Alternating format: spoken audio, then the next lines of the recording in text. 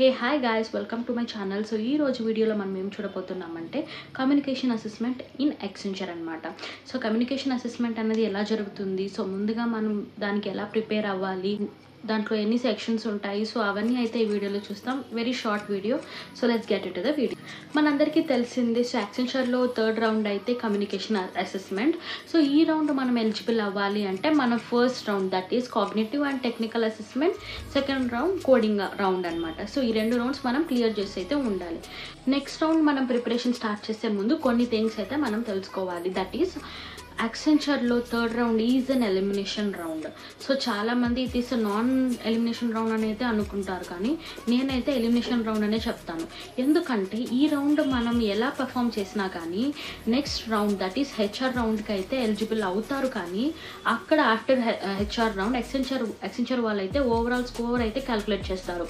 So అప్పుడు మనం ఈ కమ్యూనికేషన్ అసెస్మెంట్ రౌండ్ అనేది చాలా కీ రోల్ అయితే ప్లే చేస్తుంది అనమాట. సో ఈ రౌండ్లో ఎవరైతే బాగా పర్ఫామ్ చేయరో, సో ఓవరాల్ స్కోర్ అనేది వాళ్ళకి చాలా తక్కువ ఉంటుంది. సో ఈ రౌండ్ కూడా మనం సీరియస్గా ప్రిపేర్ అవ్వాలి అండ్ సీరియస్గా పర్ఫామ్ చేయాలి. సో అసెస్మెంట్ స్టార్ట్ చేసే ముందు మనకు హెడ్సెట్ విత్ మైక్రోఫోన్ అయితే ఉండాలి. సో ఈ రౌండ్లో మనకి 5 స్టెప్స్ అయితే ఉంటాయి. ఫస్ట్ స్టెప్ అయితే రీడింగ్. సో రీడింగ్లో ఏంటి అంటే మనం according to the instructions, so మనం ఆ సెంటెన్సెస్ అయితే చదవాలన్నమాట. ఎగ్జాంపుల్, సపోజ్ వాళ్ళు ఒక 5 సెంటెన్సెస్ అయితే మనకి ఇచ్చారనుకో, అండ్ రీడ్ సెంటెన్స్ 2 అంటే మనం ఆ 5 సెంటెన్సెస్లో సెకండ్ సెంటెన్స్ మాత్రమే చదవాలి. అండ్ ఈ స్టెప్లో మనకి 8 క్వశ్చన్స్ అయితే ఉంటుంది. నెక్స్ట్ స్టెప్ అయితే రిపీట్. సో దీంట్లో మనకు ఏ సెంటెన్స్ అయితే వాళ్ళు మనకి వినిపిస్తారో ఆ సెంటెన్స్ని మనం తిరిగి రిపీట్ చేయాలన్నమాట. సో ఈ స్టెప్లో అయితే మనకు 16 క్వశ్చన్స్ ఉంటాయన్నమాట. సో ఇలా మనకు 16 సెంటెన్సెస్ అయితే వాళ్ళు చెప్తారు, అవైతే మనం రిపీట్ చేయాలి. నెక్స్ట్ స్టెప్ అయితే క్వశ్చన్స్. సో దీంట్లో మనకు ఏ క్వశ్చన్స్ అయితే వాళ్ళు మనల్ని అడుగుతారో దానికి సింపుల్ ఆన్సర్స్ అయితే ఇవ్వాలి. సో ఫర్ ఎగ్జాంపుల్ ఎలా ఉంటుందంటే, do you drink water from a bottle or from the newspaper అనేసి. సో ఇలా సింపుల్ క్వశ్చన్స్కి మనం సింపుల్ ఆన్సర్ అయితే ఇవ్వాలన్నమాట. సో ఈ స్టెప్లో అయితే మనకు 24 క్వశ్చన్స్ ఉంటాయి అన్నమాట. Next step is sentence building అనమాట. దీంట్లో ఏంటి అంటే వర్డ్స్ గ్రూప్ అయితే జంబుల్గా ఉంటాయి, దాన్ని మనం సీక్వెన్స్గా సెంటెన్స్ అయితే చెప్పాలన్నమాట. And coming to last step, story telling. దీంట్లో అయితే 3 క్విక్ స్టోరీస్ అయితే ఉంటాయి. ప్రతి ఒక్క స్టోరీని మనకైతే వన్స్ రిపీట్ చేస్తారు. సో మనకు చేసిన తర్వాత మనకి 30 సెకండ్స్ అయితే ప్రొవైడ్ చేస్తారు.